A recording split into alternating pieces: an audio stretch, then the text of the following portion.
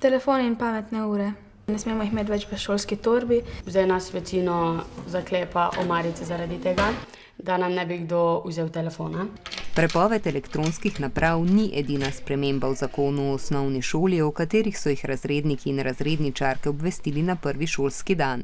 Bili smo tudi šokirani zaradi tega prešolanja in to, da te ne bi nekatere šole sprejeli.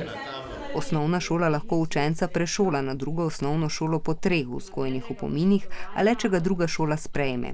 Vzgojni opomin je v zakonu predviden za 13 hujših kršitev.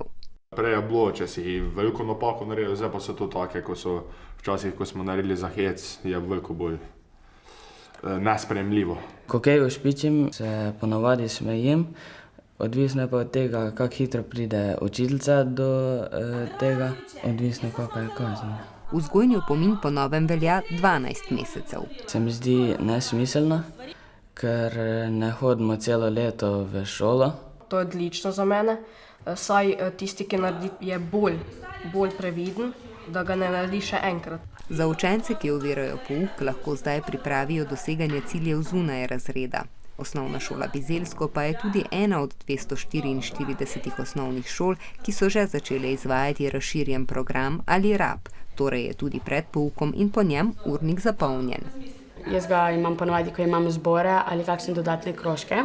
Meni je to enako, kot da ga ne bi imeli.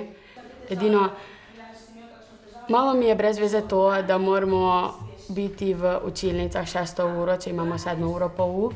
Lani smo bili na primer zunaj, smo se lahko stekali, skričali. Jaz bi raje štekal zaradi tega, ker smo 5 ur notri. Letos pa moramo v učilnicah delati domače naloge.